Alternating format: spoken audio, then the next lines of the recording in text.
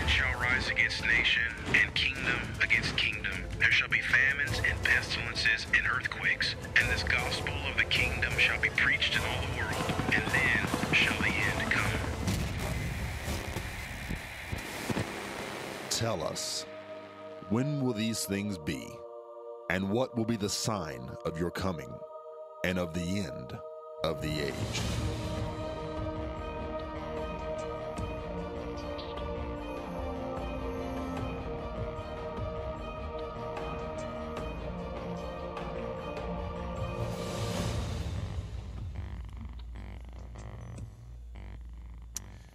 Welcome, everybody, to Tuesday's edition of End of the Age.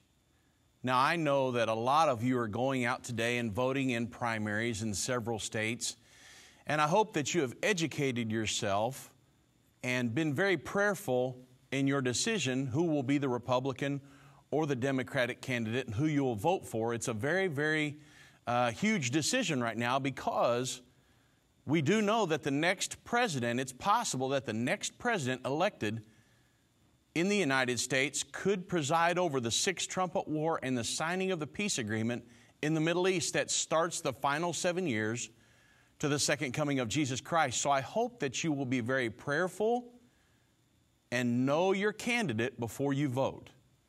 And obviously I can't advocate one candidate or another, but I hope that you'll be very prayerful and make sure you're educated on your candidate before you cast your vote. So in today's program, yesterday I read an article, and it was the Drudge headline, and it stated, "Trump shakes the world order." So before we start the program, I want to make sure you know that my goal on today's program is not to support Donald Trump for president. It's not the goal. But to educate you on the world order that he is shaking up. That's more important. So what is the world order that they are referring to? When they say Donald Trump shakes up the world order, what's the world order they're referring to? Now, a few days ago, Irvin Baxter defined the establishment here in the United States. Well, that's on a national level. I'm going to define the world order on an international level, because it's pretty much the same thing. But when we talk about, when you hear the headline, Donald Trump shakes up the world order, what's the world order? Now, we know he's shaking up the establishment. We know that. But when he's shaking up the world order, we're talking about international now. We're not talking about nationally, internationally. So let's take the sphere, what we're talking about, a little bigger at this point and see what this world order is. So it is the prophesied end-time one world government, this world order, that will very soon be ruled over by the Antichrist. It's very important that we know that. So let's talk about it. Trump shakes the world order.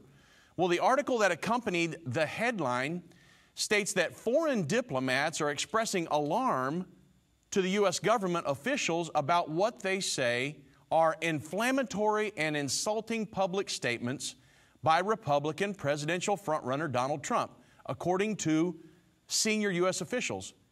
Donald Trump has called for a total and complete shutdown of Muslims entering the United States until our country's representatives can figure out what's going on.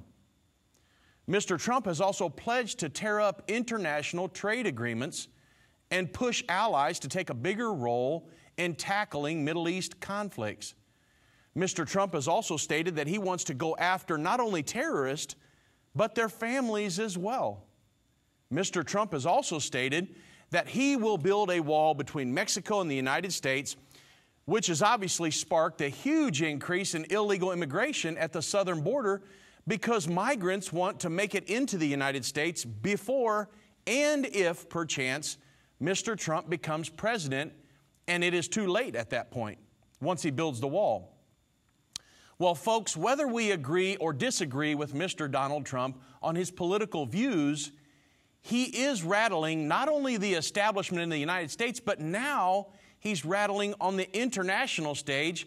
He's rattling the cage of the New World Order. Now, you might be asking, well, how is he doing that? Well, one example is the wall that he's wanting to build between Mexico and the United States. Those that believe in a one world government do not want that wall to be built at all. That's one of the reasons why they're screaming. They want the borders to be completely opened up and done away with. No borders and no nation states. They want one huge interdependent nation that answers only to the United Nations or the one world government. Barack Obama is a believer in the one world government. That is why he has allowed all the illegal immigration during his presidency. He could have stopped that anytime he wanted to. He simply didn't want to. He's not even trying to close our southern border because that goes against the international community. In 2001, Time magazine published an article, America Abroad, by Strobe Talbott, who is the current president of the Brookings Institute and a strong believer in a world government. In the article, he stated, "I'll bet that within the next 100 years, nationhood as we know it will be obsolete. All states will recognize a single global authority, a phrase that was briefly fashionable in the mid-20th century, but citizens of the world will have assumed real meaning by the end of the 21st century." So Strobe Talbott believes that we should do away with the borders and all answer to a one world governing body. And this is what everyone who believes in a world government wants to do. So when Mr. Trump comes along saying, "I will build a wall between Mexico and the United States, and only those who come through legally will be able to enter the U.S., he is rattling the cage of the New World Order, the international community, and the world government. When he pledges to tear up international trade agreements that are regulated by international entities and negotiate new agreements that benefit United States citizens, he is rattling the cage of the world government, and they are howling about it. So what is this system that is screaming out at the statements made by Mr. Trump? What is the New World Order? What is the international community? We hear about it all the time. What is the one world government? What is really behind the United Nations? So let's talk about the New World Order. What's this world order that Trump is shaking up by these statements that he's making? Well, the New World Order is world government. The Bible prophesies that a world government will be established on earth just before Jesus Christ returns to establish his 1,000-year reign of peace on earth. When we speak of a world government, we're not just speaking about any world government. There have been many. It's the world government of the Antichrist. The term New World Order is used all the time, and more frequently now than ever. But what is the New World Order? The New World Order is simply world government.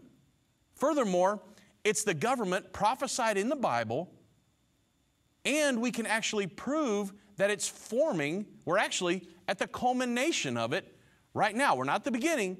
We're at the culmination of it.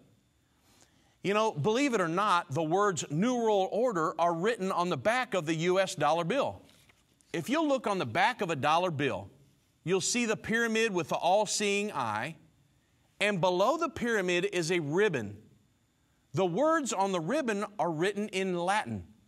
Notice the words, Novus Ordo Seclorum. Novus is new, Ordo is order, and Seclorum is world. So the term New World Order is on your dollar bill under the pyramid. So the question is, why are the words New World Order printed on the back of each dollar bill? I'm talking about the United States of America. It's actually been there since 1935. It was put there by U.S. President Franklin D. Roosevelt, who actually had dreams of building a new world order or a one world governmental system, and he was the driving force behind the establishment of the United Nations. In 1935, he was already planning ahead to 1945, when the United Nations would actually be born. That's the background for the term New World Order on our dollar bill. Now, remember, the New World Order is world government. The same world government prophesied for the end of the age in the Bible, over which the Antichrist will rule. One amazing prophecy depicting this coming world government is found in Revelation 13, 1 through 2. And it states, I stood upon the sand of the sea and saw a beast rise up out of the sea. This is John, having 7 heads and 10 horns, and upon his horns 10 crowns, and upon his heads the name of blasphemy. And the beast which I saw was like unto a leopard, so it had the body of the leopard, and his feet were as the feet of the bear, his mouth as the mouth of the lion, and the dragon gave him his power, his seat, and his great authority. So you say, what in the world is that? Well, the beast that John described in Revelation 13:2 has the body of the leopard, the feet of the bear, mouth of the lion, and the 10 horns of a 10-horned kingdom. And this beast also had 7 heads upon it. You can read it for yourself. It's Revelation 13, 1 through 2. The very same beasts are found in way back 650 years earlier in Daniel chapter 7. And in Daniel 7, they are 4 separate beasts. And it says that these beasts symbolize nations. It's found in Daniel 7:23. However, when you move to Revelation 13, you only see 1 beast. So all the 4 beasts of Daniel 7, they all merge into 1 beast in Revelation 13. And this is a depiction of modern nations that represent a one-world governing system that will be formed just prior to the second coming of Jesus Christ. And it is this one-world governing system that the Antichrist will eventually lord over and rule the entire earth. And this is the world governing system that is howling at Mr. Donald Trump's things that he's saying in the debates and in his stump speeches. They're howling at some of these things. Building a wall, they don't want the wall built. They want open borders because they only want one huge nation, an interdependent nation of the earth, to answer to the one world governing authority. So that's the whole goal. So when somebody stands up and says, I'm going to build a wall, they will howl and scream and nip at his heels because they don't want walls built. They want borders torn down. Obama wants to tear down borders, do away with nation states, because he believes in a one world governing body. When somebody stands up and says, I want to build a wall, they are diametrically opposed to that because it goes against the systems and different things that they're trying to implement in the world, doing away with borders. So let's talk a little bit about the United Nations, because it's very, very important you understand the background of it, what it was designed to do, because at this point there are several ways that it already rules your life and mine. Think about it. It's a world governing body.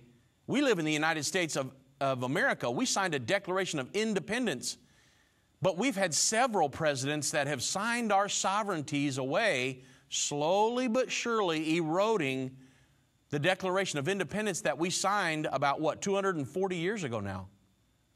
And so it's very important that you understand the United Nations.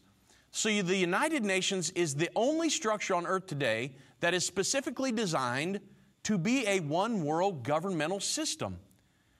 Now, there is something you need to know about this, because all of this is developing right now. This is not going to happen 500 years from now, and it hasn't already occurred 200 years ago. It's all happening right now as we speak.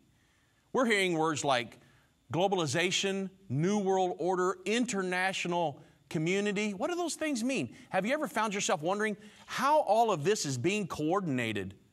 It seems as though those who are pushing this agenda have a power over the media, over the banking system, over the political systems, in the entire world. They're all marching to the beat of one drum in one direction. It's as if there's a brilliant mastermind who's bringing all this together. Who keeps control of all this? Many have wondered if this is a good thing or if it's a bad thing. And who's really behind it all? Well, verse 2 of Revelation chapter 13 tells us that the dragon gave this world-governing beast his power, his seat, and his great authority. According to Revelation 12, verse 9, the dragon is that old serpent called the devil and Satan. So Satan is the one who is giving this end-time one-world government its power, its seat, and its great authority. The one-world government that's forming now, the New World Order, is inspired by Satan himself. To many uninformed people, the establishment of a one-world government is going to be very a popular development. Most people are going to think this is one of the greatest things that's ever happened. We'll have this one world governing authority to rule over us. We won't have all these different governments. We can do away with war. We can do away with all this conflict, religious conflict, and we'll all answer to one world governing body, and it's going to be awesome. The problem is, what was the United Nations designed to do from the very beginning? How is it supposed to, what kind of government was it designed to be? It's very, very, very critical that you understand this, because it's being taught in colleges everywhere. Hey, the United Nations is this great humanitarian organization that feeds the poor, and they'll go in when there's a hurricane and take care of people and this, that, and the other. That's not what the United Nations was designed to do from its very inception. So let's talk real quick about the history of the United Nations. It's very, very, very critical, because you want to know what the world order is that's screaming when Donald Trump makes these statements? It's this international community. It's this New World Order. It's this world government. It's people who believe in a one world government, internationalists, and it all goes back to the United Nations, the one entity on earth that was designed from its inception to be a world governing body. So, the history behind the United Nations. When World War I, the worst war the world had ever known, took place, 8.2 million people died. In the wake of World War I, the world said, never again. We've got to find a way to establish structures of global security so that this will never happen to us again. It's an unbelievable tragedy. Imagine 8.2 million people killed. Unbelievable. So what they did, they formed what was called the League of Nations. At that time, U.S. President Woodrow Wilson actually championed the idea, the President of the United States. But many in our Congress did not believe in being a part of a world governing body and did not want to surrender U.S. sovereignty in order for that to happen. Therefore, they voted it down. Well, since Wilson couldn't carry his own government into the League of Nations, it quickly dismantled and fell apart. Well, 20 years later, World War II started and went on to claim the lives of 52 million people. Can you imagine? 6,000 years of recorded human history, never one war with 1 million fatalities. Then we hit the so-called enlightened 20th century, and we engage in a war, the World War I, that kills 8.2 million. And again, we fight at World War that kills 52 million. So at the end of World War II, the cry for world security was louder than ever. We can't ever have a tragedy like this again. So as early as 1935, before the end of World War II, Franklin D. Roosevelt believed in uniting the nations of the world. He had already put together the term New World Order on the back of the dollar bill. It was already there before the end of World War II. Then after World War II, Europe came together. Adolf Hitler had unleashed this terrible conflict on Europe and on Stalin, Churchill, and Roosevelt. The war was just about over when Stalin, the head of the Soviet Union, Churchill, the head of Great Britain, and Franklin D. Roosevelt, the President of the United States, came together at Yalta to divide up Europe. They were the victors of World War II. At that particular time, Franklin D. Roosevelt was a dying man. He actually died 10 weeks after Yalta. Consequently, he was leaning very heavily on a bright young upcoming diplomatic star named Alger Hiss. You can do, there's so much on the internet about this guy. You need to go research him. Alger Hiss. And this young man was carrying the bulk of the negotiations for Roosevelt because he was so sick. Well, Mr. Alger Hiss was in Yalta negotiating for the United States of America, and he caught the imagination of Stalin, Churchill, and obviously Roosevelt.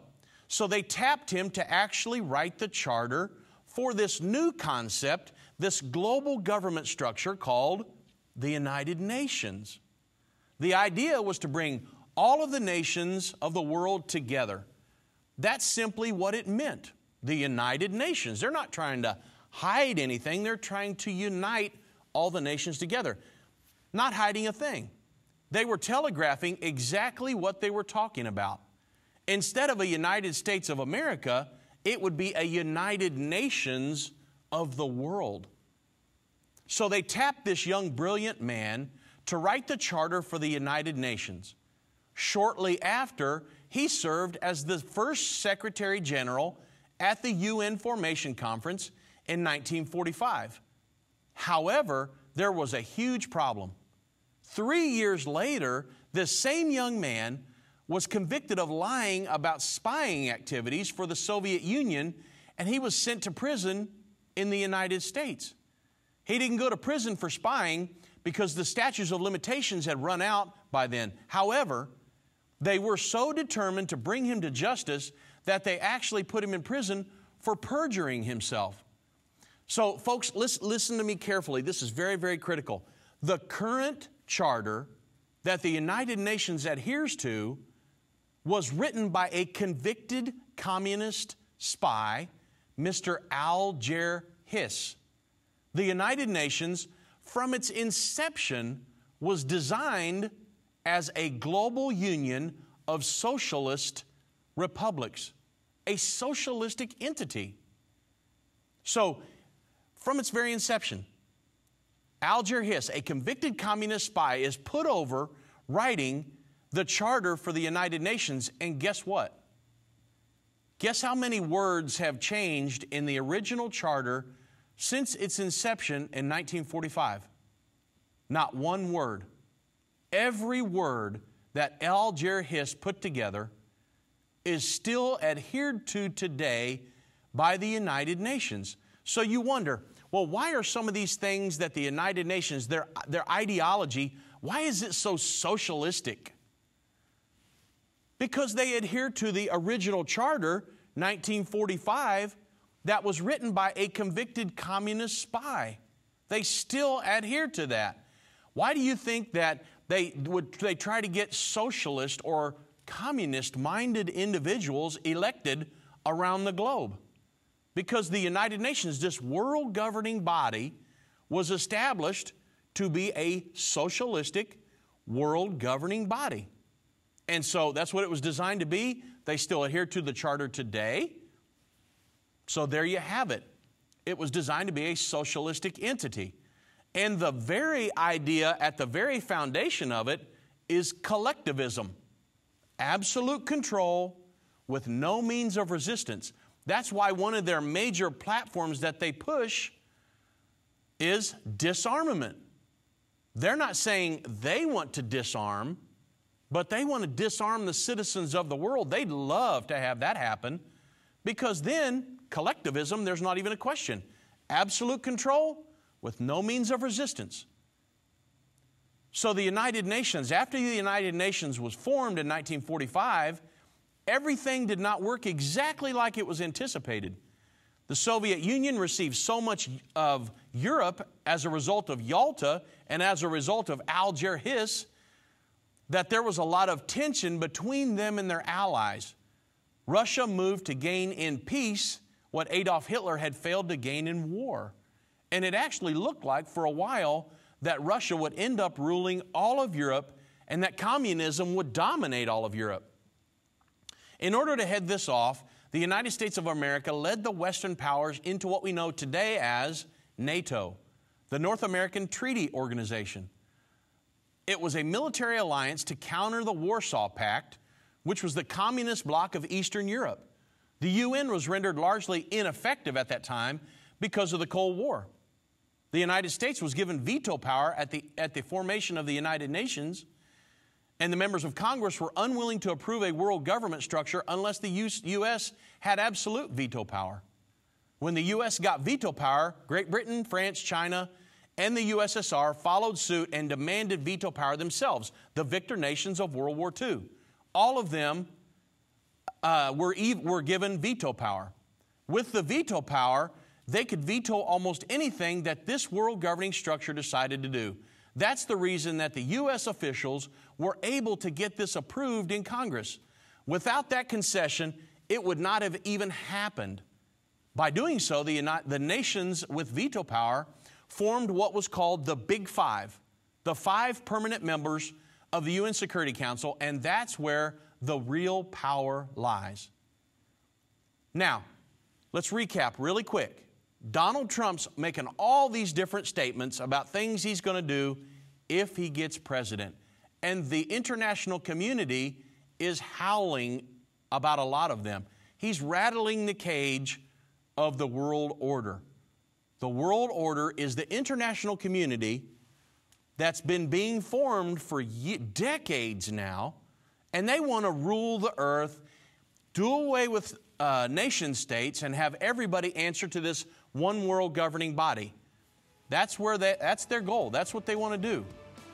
So consequently, before we go into the break though, if your radio station just has a 30-minute program, you continue watching my program on endtime.com. If not, when we get back, I'll continue with the New World Order and the world order that Donald Trump is shaking at its very foundation.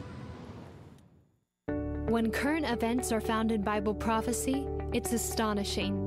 At Endtime Ministries, we are seeing them unfold every day, and so can you. We've put together a current events in Bible prophecy package for anyone who wants to understand like never before. Irvin Baxter and his dedicated staff have spent hundreds of hours of research and study, and in doing so have discovered that current events in Bible prophecy are telling the same story. These 13 DVDs will prepare you to be ready in this extraordinary time that God has destined you to live. Call 1-800-ENDTIME or go to endtime.com and save over 20% when you buy the current events in Bible prophecy package. All my life I have heard the statement, nobody's perfect. But one day Hebrews 10:14 caught my attention. It says, "For by one offering he hath perfected forever them that are sanctified." I attempted to reconcile this statement with what I had viewed as the many imperfections in myself. Could it be that there are human beings on this earth that God considers perfect? In You Are Perfect, Irvin Baxter explains what it means to be sanctified and why God sees those that are sanctified as perfect. This teaching has given people peace and security in their walk with God because of new understanding of how God sees them. This lesson is available on DVD, CD, in printed format, or even digital download. To tell you not what's wrong with you, but what's right with you. You are perfect. Call 1-800-ENDTIME or go to endtime.com to get yours today. If your radio station only carries the first 30 minutes of End of the Age, go to endtime.com to continue to listen to today's broadcast.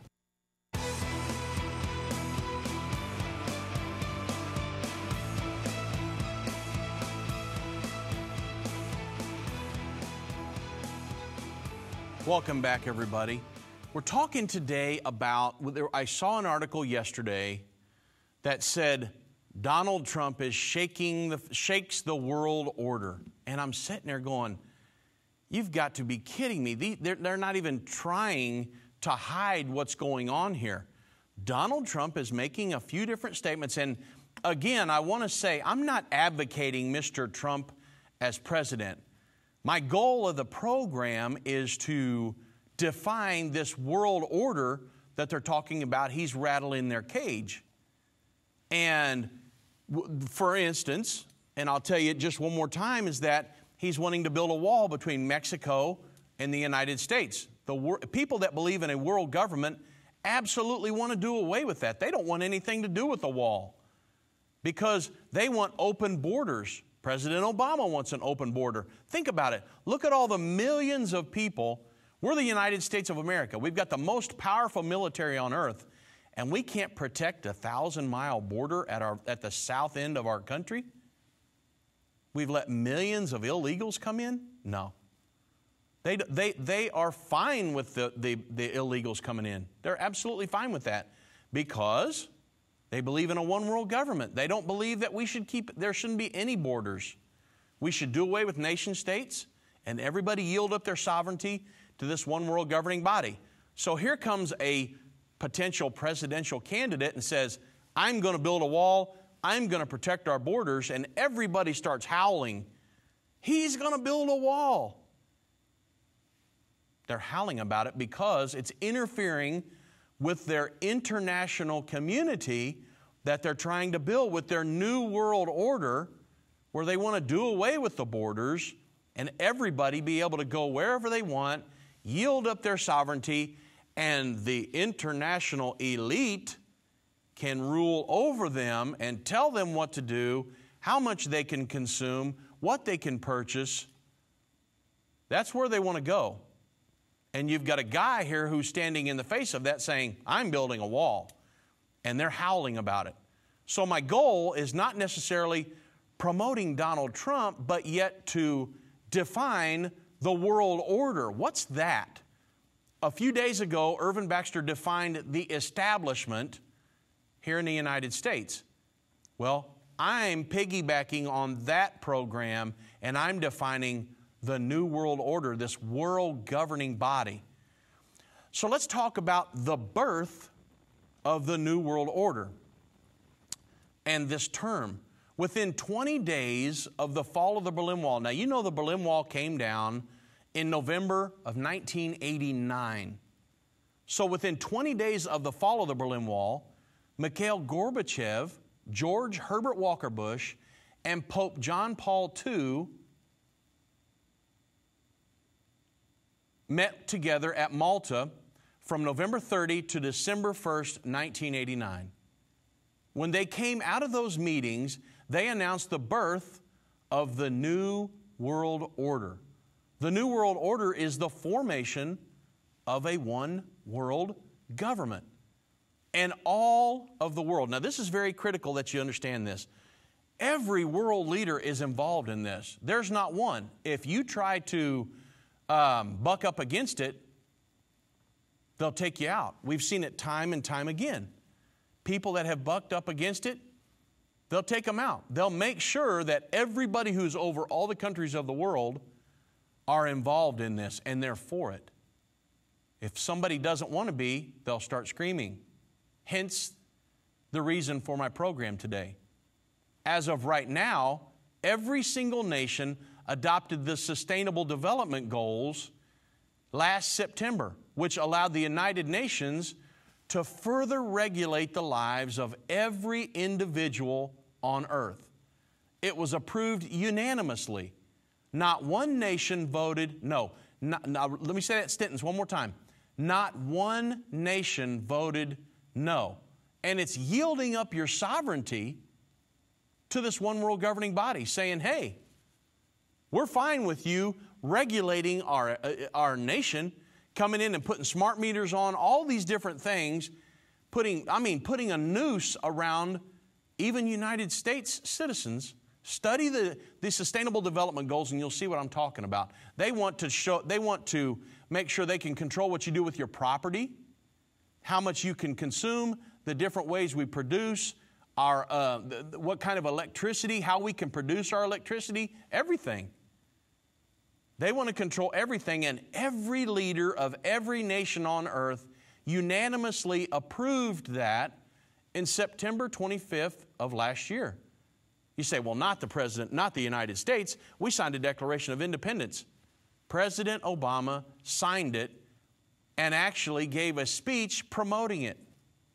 The President of the United States signed us on to that. So, everybody, all of the political leaders in the world that are heads of nations are for this. They're for the New World Order. If you're not, they get you out of there. They control the banks. They control the politics. They control the media. They control everything. So if you wonder why they're howling at some of Donald Trump's statements, that's why. Because he's saying, the easiest thing to understand is the wall. I'm building a wall. They don't want any walls. So moving on, for decades, now think about this, the political leaders are for it, but think about the popes over the last several decades. For decades, the popes have called for a global political authority. Pope John XXIII in 1963 stated, "Today the universal common good presents us with problems which are worldwide in their dimensions, problems therefore which cannot be solved except by a public authority with power, organization, and means coextensive with these problems and with a worldwide sphere of activity. Consequently, the moral order itself demands the establishment of some such general form of public authority." He's calling for a world government. That was the Pope in early 60s. Then Pope Paul VI in 1965 stated, "This goal undoubtedly requires the establishment of some universal public authority, acknowledged as such by all and endowed with the power to safeguard on the behalf of all security, regard for justice, and respect for rights." He's calling for a world government, folks.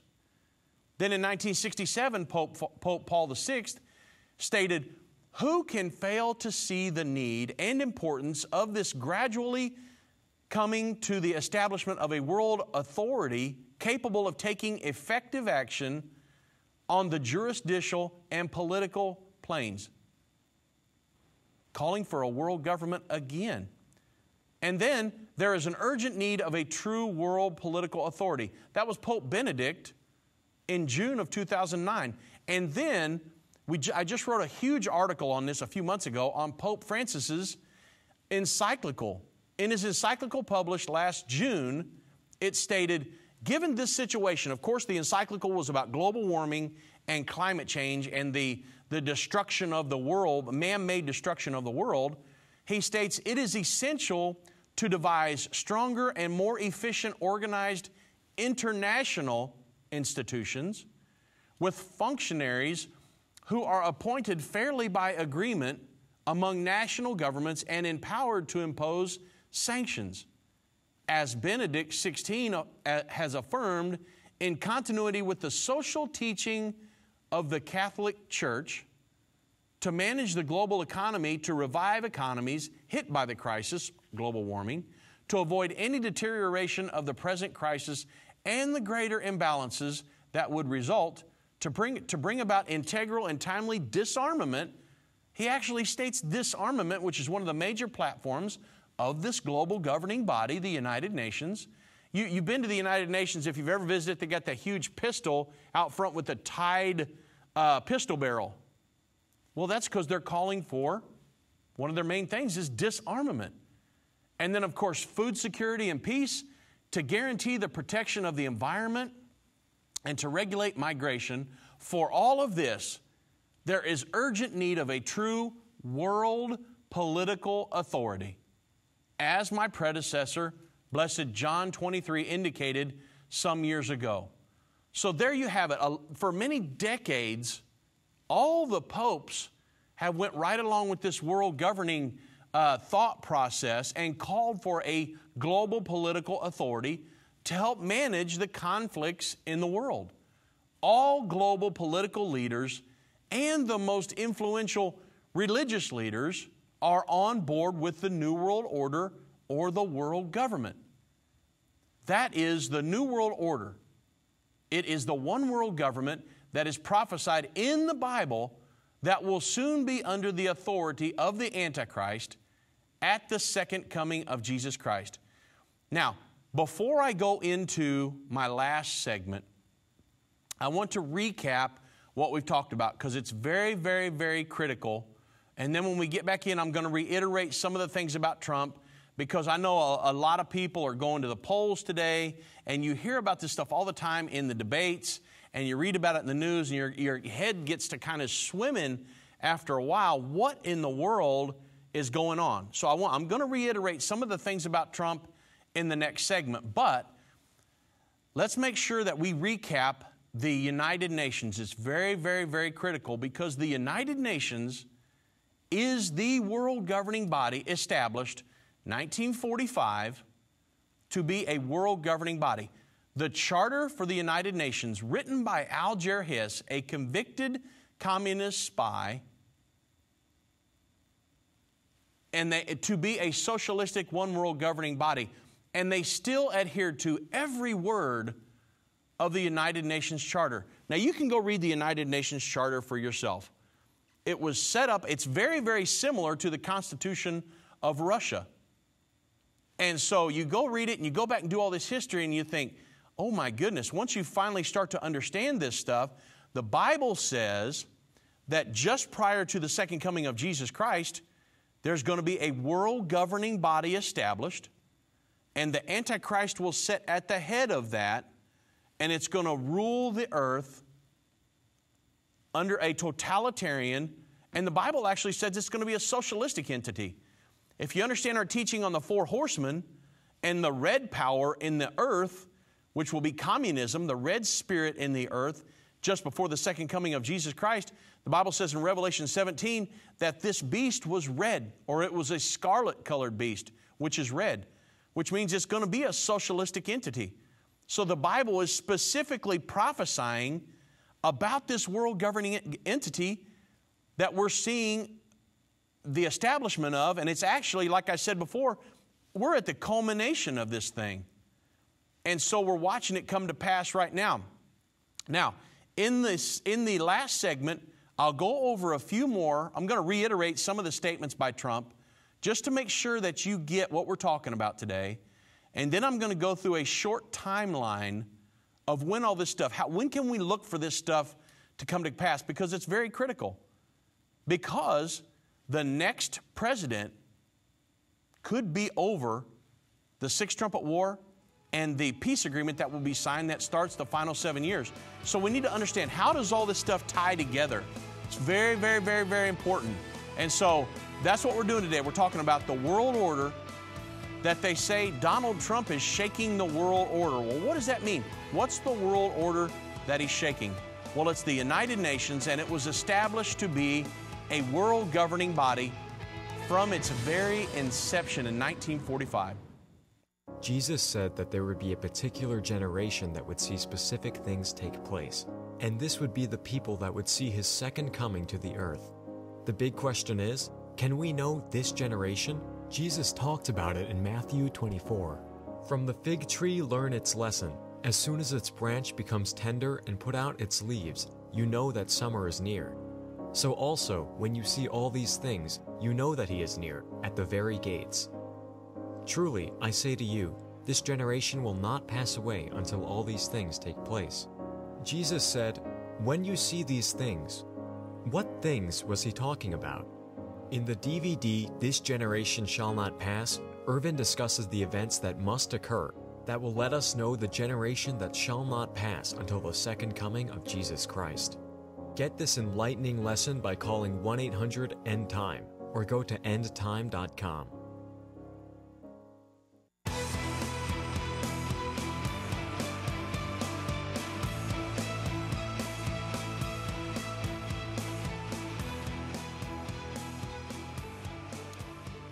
So I've defined for you the world governing body known as the New World Order, the international community, the world government, or most of us will know it as the United Nations, which sits at the top of all of this.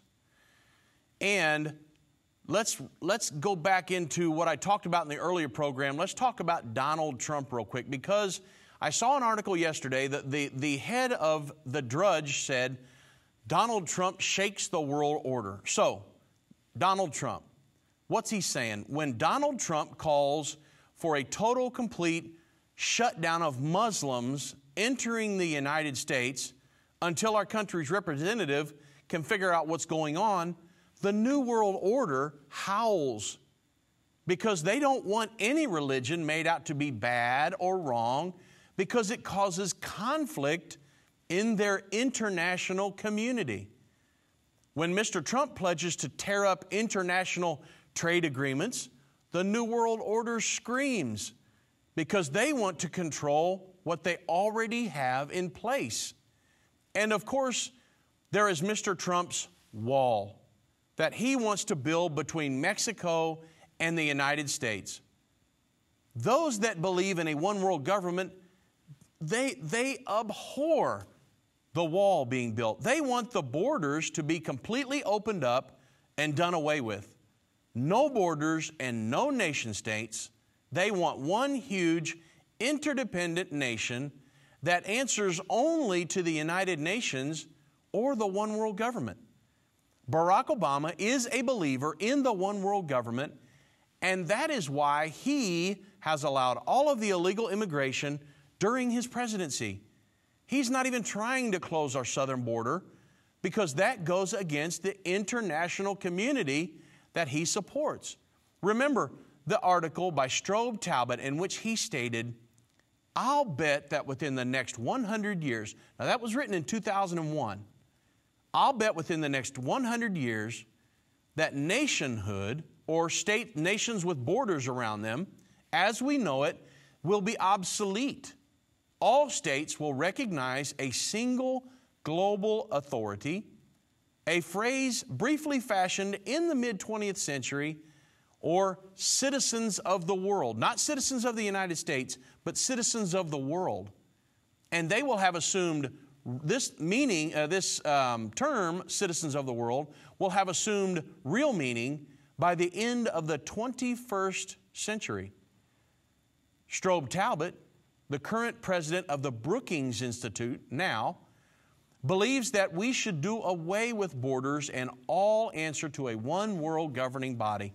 And that is what everyone who believes in a world government wants to do.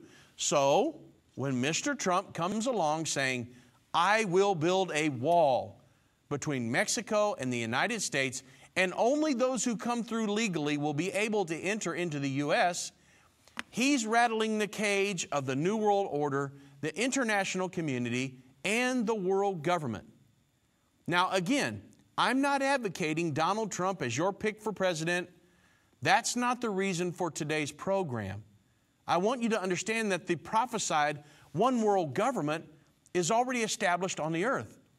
I want you to be able to recognize it for what it is so that you will never pledge allegiance to it or its future leader, the Antichrist. Now, before the end of the program, I think I've got about 8 or 9 minutes left here. I want to go through a timeline because you and I, if the Lord should tarry in our lives, will live through the culmination of this world governing body, the Antichrist sitting at the head of it, and all the way to the second coming of Jesus Christ. So let me give you a real short timeline of when all this stuff's going to come into play, because this is so critical that you understand this, because the next president that we elect here in November, the way everything's coming down, the precursors to the mark of the beast, the world government, the world religion, all these different things, the reestablishment of a peace negotiations in the Middle East. And I just read another article that said Obama is willing in his last 10 months to get the Middle East quartet back together and try to maybe use UN Security Council resolutions to impose a peace agreement upon Israel and the Palestinians before he leaves office. Will he get that done? I don't know. But I just read an article before I came in here about it, and I'm like, you've got to be kidding me. I know we're living in the end time, but it's right there on our front pages. This stuff is happening right now. So that's why it's so critical that we elect the right president in November, because we don't want the United States to be a part of any of this. If you remember when I talked about, I gave you a depiction of Revelation chapter 13, and it gives a depiction of the beasts that are represented there. In Daniel 7, The eagle's wings are mentioned there, which represents the modern nation of the United States. In all of those beasts there, which represent nations. When you get to Revelation 13, all of the beasts are represented in that world-governing beast, but the United States, the eagle's wings, are not mentioned there.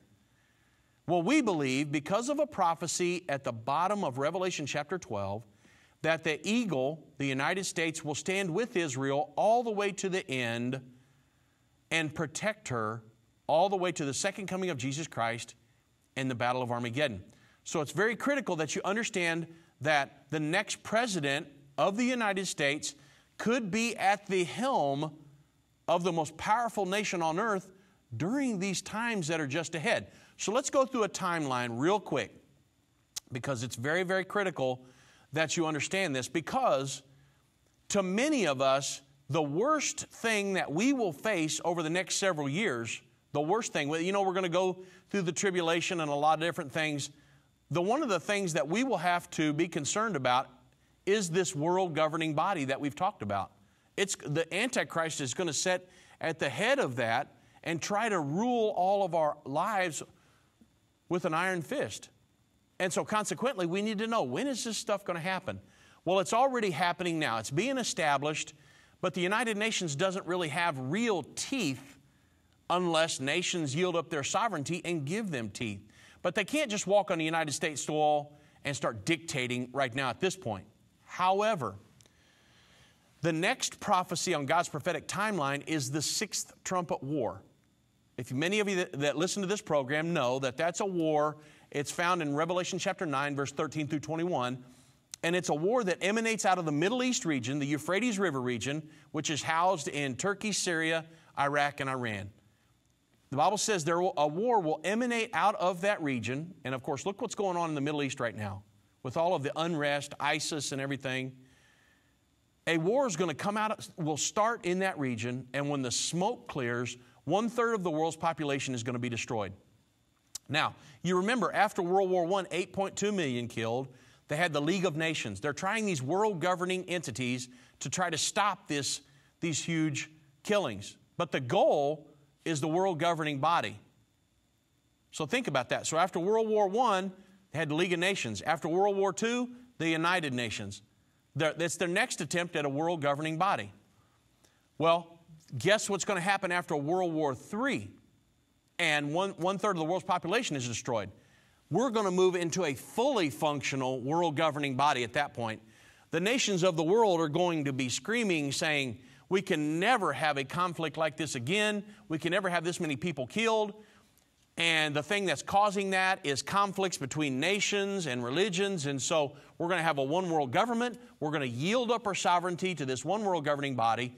And we're going to enter into an alliance with this world religion, so there's no religious conflicts. We're going to have a one world economy, so there's no economic conflicts. We're going to do away with conflict on earth, and we're all going to yield our sovereignty up to this one world governing body. The problem with that is that 3.5 years in, on the heels of this sixth trumpet war, the United Nations, the world governing body, is going to look at Israel and the Palestinians and say, we're done messing with you guys. You guys are signing a peace agreement. The Bible says the Antichrist will confirm that covenant or sign a peace agreement with the Palestinians and the Israelis, and it will last 7 years. Once that 7 years starts, this world governing power is going to be coming into power. They're going to be rising, and they're going to be assuming, everybody's going to yield up their sovereignty. Borders will go away at that point, and they're going to yield up their sovereignty, and this world governing body is going to be coming to power. 3.5 years into that final 7 years, the Antichrist is going to take power. And for the final 3.5 years, he is going to lord over that world governing body. And you and I, unless we get a president or somebody that pulls us out of the United Nations, which we believe could happen, most of the world will be under the reign of this world governing body and the Antichrist. So it's so important that you know exactly how to recognize it. And that's one of the reasons I wanted to do this program today. Because the headlines yesterday on the Drudge were, Donald Trump shakes the world order. But some of us can read that and go, okay, what does that mean? So it's so important that you understand, what is the world order? What is that? It's right now it's affecting your life and my life. Go back and research the Sustainable Development Goals. Understand what they're all about, because they're going to eventually affect all of our lives, believe me. And they're handed down from the United Nations. And our president signed us on to all that mess on September 25th of last year. So you need to understand what they're all about, what they're trying to do, and how much they want to control your life. It's the further regulation and the furtherance of this one world governing body. So when you see somebody, a potential presidential candidate of the United States of America, stand up and make these different statements that go against that, they start howling. Read the articles about what a lot of people around the world are saying about the statements that Donald Trump is making in his debates and in his different speeches, because he's going against, now he might not be against everything that the United Nations and all of these different entities are for, but some of these statements, building a wall on our southern borders, is in the direct face of this world governing body. They don't want anything to do with that.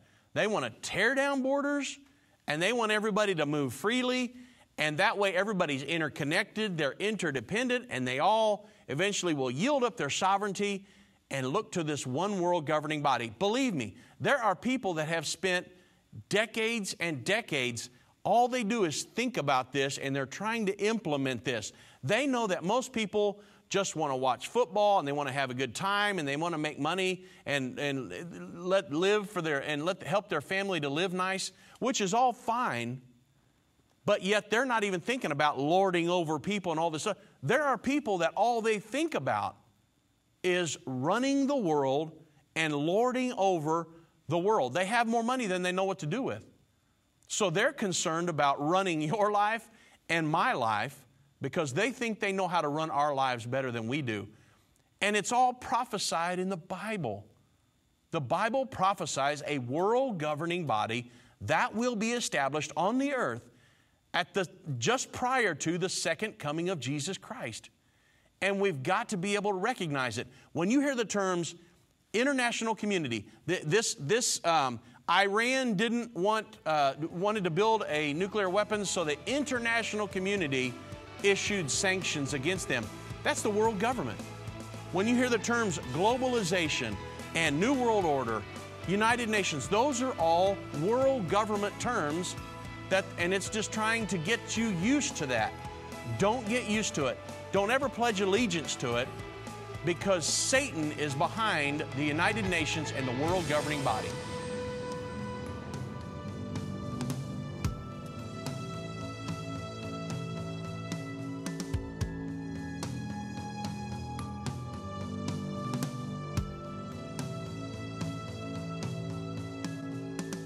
End of the Age is a production of Endtime Ministries. This broadcast will be available on our website, endtime.com, in the archives section. On our website, you'll also find more information about how current events are fulfilling Bible prophecy. To reach our operators, call 1-800-ENDTIME. That's 1-800-363-8463. Endtime Ministries is partner supported. We would like to say thank you to our partners who made this broadcast possible. To do what Matthew 24:14 said, to reach the world with the gospel of the kingdom.